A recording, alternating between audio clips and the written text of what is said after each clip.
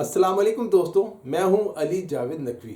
امریکہ کوئی دعویٰ کرے، اسرائیل کچھ بھی کہہ لے، لیکن یہ حقیقت ہے کہ ایران یہ جنگ جیت رہا ہے۔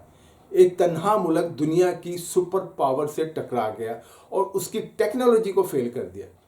ایرانی میزائل اسرائیل، امریکی بحری اڈوں اور عرب ممالک میں موجود CIA کے اڈوں کو نشانہ بنا رہے ہیں اور امریکہ بے بس دکھائی دے رہا ہے۔ صدر ٹرمپ نے نہ جانے کس غلط فہمی اور تکبر کا شکار ہو کر ایران پر حملہ کر دیا۔ ایران اب امریکہ کے لیے صرف ویتنام اور افغانستان بنتا نظر نہیں آ رہا، بلکہ ایک ایسی طویل جنگ اور مزاحمت جو ایک نئی تاریخ رقم کر رہی ہے۔ ایران کے اتحادی روس اور چین بیانات کی حد تک ایران کا ساتھ دے رہے ہیں۔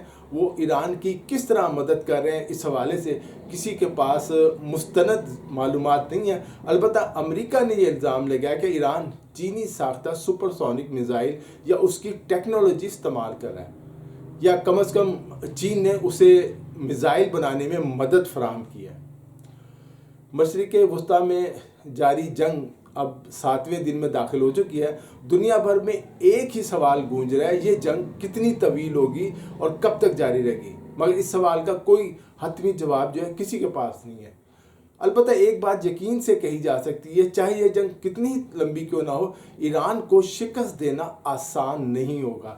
اس دعوے کے پیچھے کئی وجوہات ہیں جنہیں سمجھنا بہت ضروری ہے۔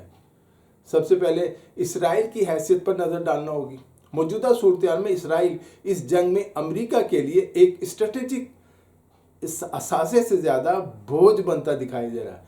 گزشتہ برس جون میں ہونے والے جو 12 روزہ جھڑپیں تھیں، یہ حقیقت واضح اس نے کر دی تھی ان جھڑپوں نے کہ اسرائیل اپنی فوجی طاقت کے بارے میں جتنا تاثر دیتا ہے، زمینی حقیقت جو ہے اس سے بالکل مختلف ہے۔ اس وقت بھی امریکہ کی براہ راست جب یہ جنگ ہو رہی تھی، اسے مداخلت کرنا پڑی تھی امریکہ کو۔ اس پس منظر میں اسرائیلی عسکری برتری کا بیانیہ جو ہے وہ مبالغہ آمیز محسوس ہوتا ہے۔ اب ایران کی پوزیشن کو دیکھتے، ایران کے لیے جنگ صرف ایک علاقائی تنازع نہیں بلکہ اس کی بقا کی جنگ ہے۔ جب کوئی ملک اپنی خود مختاری اور علاقائی سالمیت کے دفاع کے لیے میدان میں اترتا ہے تو اس کی ترجیحات بالکل مختلف ہوتی ہیں۔ اگر ایران اپنی سرحدیں اور خود مختاری برقرار رکھنے میں کامیاب رہتا ہے تو یہ اس کی جیت ہوگی۔ آج پوری ایرانی قوم جو ہے وہ متحد نظر آ رہی ہے۔ ایران ایک 5000 سالہ تہذیب کا وارث ملک ہے جس کی قومی شناخت گہری تاریخی جڑوں میں پیوست ہے۔ یہی جو عناصر ہیں اس کے بیانیے کو ایک قومی رنگ دے رہے ہیں۔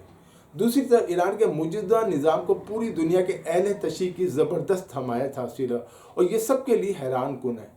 گزشتہ تنازع سے سبق سیکھتے ہوئے ایران نے اپنی عسکری تنظیم نو کی، خاص طور پر کمانڈ اینڈ کنٹرول کے نظام کو مرکزیت سے نکال کر غیر مرکزی یعنی ڈی سینٹرلائزیشن بنایا۔ اگر امریکہ جو ایران کی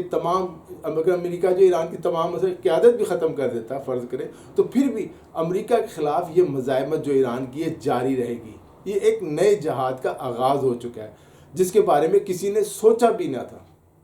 آپ نوٹ کریں، ایرانی حکومت نے امریکہ کے خلاف جنگ جو ہے اس وقت ضرور لڑ رہا ہے، لیکن اس نے اسے جہاد کا نام نہیں دیا، جبکہ ایران کے اندر کئی سخت گیر جو ہے گروپ ہے جس میں آیت اللہ شیرازی کا گروپ بھی شامل ہے۔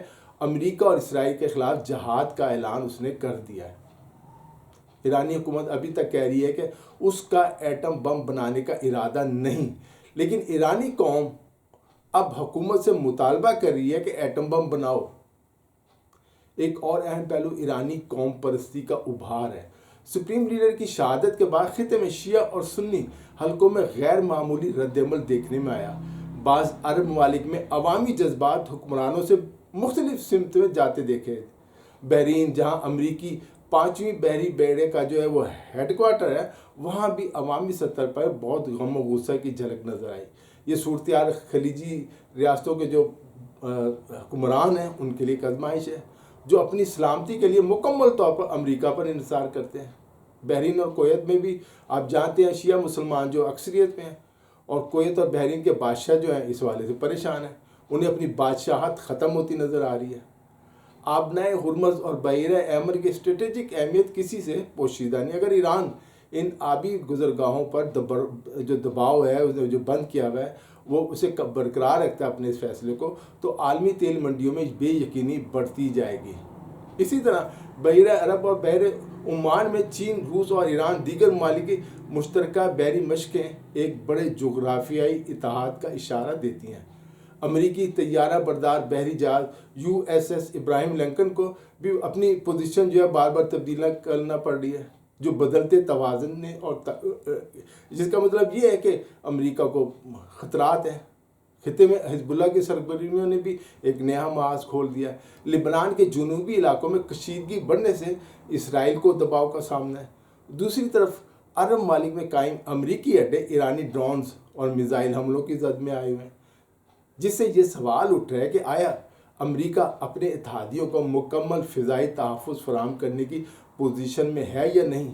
وہ تو اپنے اب سفارت خانے بند کر رہا ہے، اپنے عملے کو واپس بلا رہا ہے۔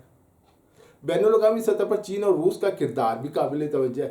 چین کی جانب سے ایران کی خود مختاری اور سلامتی کے تحفظ کے بیانات اور جدید سیٹلائٹ نیویگیشن نظام جو بیدو، اس کے استعمال کی خبریں عسکری توازن میں تبدیلی کی نشاندہی کرتی ہیں۔ جدید جنگ اب صرف روایتی ہتھیاروں تک محدود نہیں رہی، بلکہ خلا، سائبر اسپیس اور الیکٹرانک وارفیئر جیسے میدان اب فیصلہ کن بن چکے ہیں۔ اسی تناظر میں روسی فضائی دفاعی نظام اور چینی ٹیکنالوجی ایران کی دفاعی صلاحیتوں میں اضافہ کر رہی ہے۔ ایران جس طرح اپنے اہداف کو کامیابی سے نشانہ بنا رہا ہے، اس سے امریکہ خوف زدہ ہے۔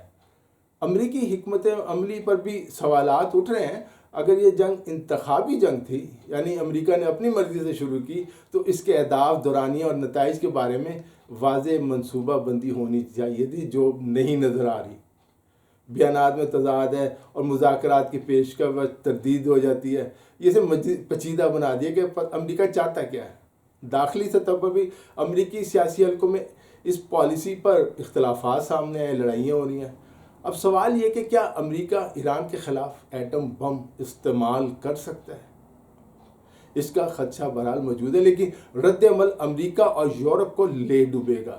ایران کے حامیوں کے لیے ایک ہی راستہ بچے گا کہ وہ بھی امریکہ کے خلاف جنگ میں شریک ہو جائے۔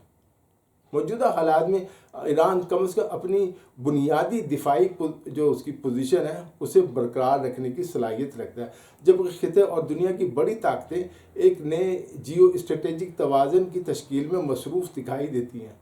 اس تنازع سے نہ صرف مشرق وسطیٰ بلکہ جنوبی ایشیا سمیت دیگر خطوں کو بھی اہم سبق سیکھنے کی ضرورت ہے۔ یہ ساری صورتحال پاکستان کے لیے بڑا امتحان ہے۔ سعودی عرب نے ایران کو حملوں کا جواب دینے کا کہا ہے۔ پاکستان اور سعودی عرب کے درمیان آپ جانتے ہیں دفاعی معاہدہ موجود ہے۔ سعودی عرب کی مدد کرنا پاکستان کا فرض بنتا ہے، لیکن کیا سعودی عرب افغانستان کے خلاف جنگ میں پاکستان کی مدد کر رہا ہے؟ کیا اس نے فوجیں بھیجی ہیں پاکستان کی مدد کے لیے؟ اس کے باوجود پاکستان نے ایرانی قیادت کو آگاہ کیا ہے کہ وہ سعودی عرب پر حملے نہ کرے، دوسرے ممالک سے بھی رابطے کیے۔ دوسری طرف ایک بڑا انکشاف یہ ہوا کہ مشرق وسطیٰ میں موجود موساد کے ایجنٹ عرب ممالک پر ڈرون حملے کر کے عربوں اور ایران کو لڑانا چاہتے ہیں۔ کئی اسرائیلی ایجنٹ پکڑے بھی گئے ہیں UAE میں۔ میں جو لوگ دوست ویڈیو دیکھتے ہیں، میں جنگ شروع ہونے سے پہلے ہی کہہ رہا ہوں کہ اگر جنگ ہوئی اور اسرائیل ایران میں رجیم چینج کرنے میں کامیاب ہو گیا تو اسرائیل پاکستانی کی سرحدوں کے پاس آ جائے گا، ہمارے بہت قریب آ جائے گا۔ آج یہ جو خطرہ ہے وزیر دفاع خواجہ آصف بھی محسوس کر رہے ہیں۔ پاکستان کے لیے بہترین راستہ یہ ہے کہ اسرائیل کو ایران میں پیر نہ پھیلانے دے، روکے اور اسرائیلی سازشوں کو ناکام بنا دے، ورنہ ایران کے بعد ہماری باری ہے۔ دوستو اس ویڈیو میں اتنا ہی۔ علی جاوید نقوی کو اجازت دیجیے، اپنا خیال رکھیے گا، خدا حافظ۔